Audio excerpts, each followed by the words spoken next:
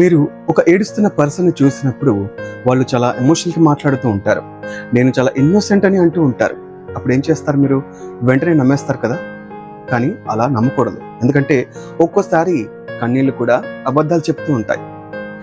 Psychology చెప్పేది ఏంటంటే tears కూడా లై చేయగలవు.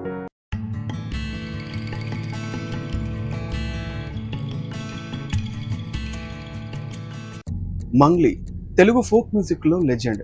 బుల్లెట్ బండి, రేలాలే రేలా ఈ సాంగ్స్ విన్న ప్రతి తెలుగు వాళ్ళకి తెలిసిన పేరు. కానీ ఇప్పుడు ఆమె పేరు ఒక సీరియస్ కాంట్రవర్సీలో ఉంది. సింగపోగు సుబ్బారావు అనే ఒక అడ్వకేట్ ఆమె మీద కంప్లైంట్ ఫైల్ చేశాడు.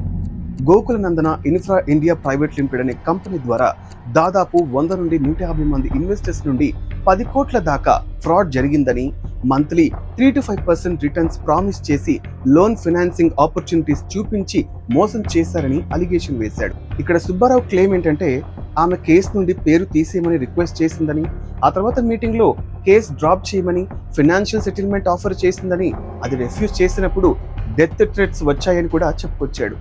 మరి మంగ్లీ ఏం చెప్పింది? ప్రెస్ మీట్లో ఎమోషనల్గా మాట్లాడుతూ నాకు మ్యూజిక్ మాత్రమే ముఖ్యమని, మనీ మీద అంత గ్రేడ్ లేదు, ఇది నన్ను డీఫేమ్ చేయడానికి చేసిన కాన్స్పిరసీ అని చెప్పుకొచ్చింది. అలాగే కౌంటర్గా ఆమె కూడా ఎఫ్ఐఆర్ ఫైల్ చేసింది. ఎక్స్టార్షన్, బ్లాక్మెయిల్, ఫ్యాబ్రికేటెడ్ వీడియోతో థ్రెటన్ చేశాడని రెండు సైడ్స్ రెండు కథలు చెప్తున్నాయి. మరి ట్రూత్ ఎక్కడుంది? దాన్ని ఫైండ్ చేయడానికి మనకు సైకాలజీ కావాలి.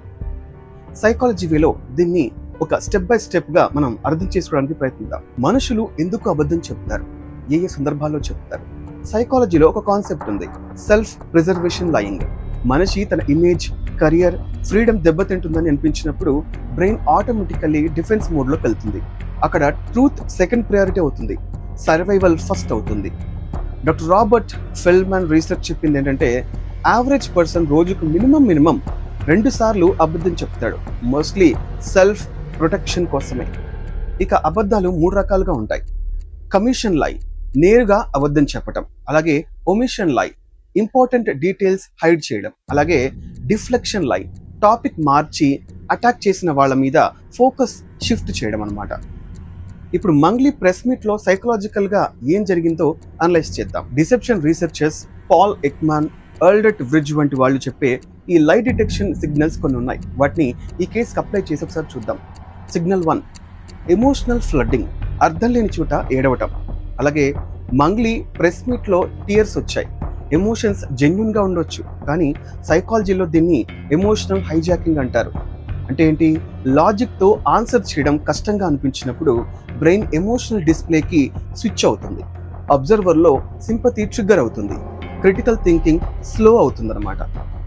ఏడుస్తున్నారు కాబట్టి ఇన్నోసెంట్, ఇది ఫాల్స్ లాజిక్. ఇక సిగ్నల్ 2 విషయానికి వస్తే అటాక్ ద అక్యూజర్ ని అటాక్ చేయడం. మంగ్లీ సుబ్బారావు మీద డైరెక్ట్లీ అటాక్ చేసింది. ఇతను బిగ్ బాస్ లో రావడానికి పబ్లిసిటీ కోసం ఈ కేసు ఫైల్ చేశాడు అని చెప్పుకొచ్చింది. దీన్ని క్లాసిక్ డార్వో టెక్నిక్ అంటారు. అంటే deny, attack, reverse, victim and offender. అంటే నేను విక్టిమ్ ని, వాడే క్రిమినల్ అని రివర్సల్ చేయటం.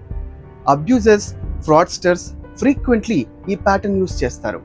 ఇన్నోసెంట్ పర్సన్ జనరలీ అక్యూజర్ ని అటాక్ చేయరు, ఫ్యాక్ట్స్ తో రెస్పాండ్ చేస్తారు. ఇక సిగ్నల్ 3 విషయానికి వస్తే వేగ్ డెనియల్స్, స్పెసిఫిక్ గా డెనీ చేయకపోవడం.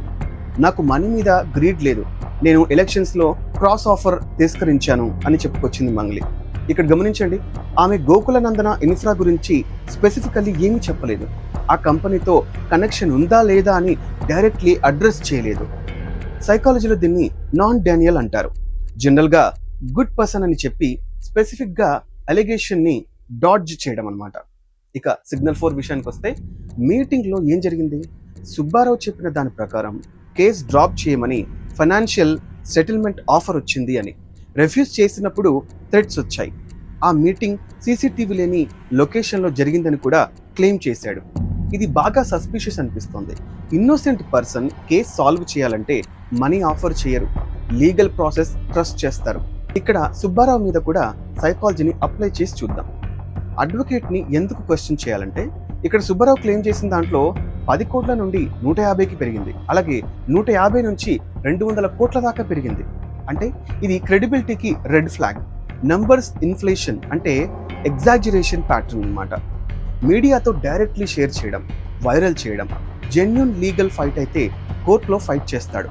మీడియా సర్కస్ క్రియేట్ చేయడం. ఇక మంగ్లీ కౌంటర్ కంప్లైంట్లో 10 లక్షలు ఇస్తే వీడియోస్ తీసేస్తానని డిమాండ్ చేశాడని అలిగేషన్ ఉంది. ఇది నిజమైతే ఇతను కూడా ఎక్స్టార్షనిస్ట్. బోత్ సైడ్స్ అంటే ఇరువైపులా కూడా డిసెప్షన్ సిగ్నల్స్ ఉన్నాయి. ఇది చాలా కాంప్లెక్సిటీ అన్నమాట. హౌ టు డిటెక్ట్ అ లై? మీరు డైలీ లైఫ్లో ఎలా ఐడెంటిఫై చేయాలి? ఒకసారి ప్రాక్టికల్గా చూద్దాం. మీ లైఫ్లో ఫ్రెండ్, పార్ట్నర్, కలీగ్ ఎవరైనా అబద్ధం చెప్తున్నారని ఎలా చెప్పాలి? మెథడ్ 1, బేస్ లైన్ కంపేర్ చేయండి. వాళ్ళు నార్మల్గా ఎలా మాట్లాడతారో గమనించండి. అబద్ధం చెప్పేటప్పుడు టోన్, స్పీడ్, ఐ కాంటాక్ట్లో వేరియేషన్ వస్తుంది. Method 2, specificity test. ఆ రోజు ఎగ్జాక్ట్లీ ఏం చేశావు అని స్పెసిఫిక్గా అడగండి. ట్రూత్ తెలిసిన వాళ్ళు డీటెయిల్స్ ఈజీగా చెప్తారు. అబద్ధం చెప్పేవాళ్ళు గందరగోళం అవుతారు. అలాగే మెథడ్ 3లో మైక్రో ఎక్స్ప్రెషన్స్ వాచ్ చేయండి. పాల్ ఎక్మాన్ రీసెర్చ్లో తేలింది ఏంటంటే జెన్యూన్ ఎమోషన్ మొత్తం ఫేస్ మీద సింక్రనైజ్ అవుతుంది. ఫేక్ ఎమోషన్ వెంటనే వస్తుంది, వెంటనే డిసప్పియర్ అవుతుంది కూడా. ఇక మెథడ్ 4లో చూస్తే డార్వో ప్యాటర్న్ గుర్తించండి. అంటే మీరు క్వశ్చన్ చేసినప్పుడు వాళ్ళు మీ మీద అటాక్ చేస్తే, డెనీ చేస్తే, విక్టిమ్గా పోస్ట్ చేసుకుంటే హై ఛాన్స్ ఆఫ్ డిసెప్షన్ అన్నమాట.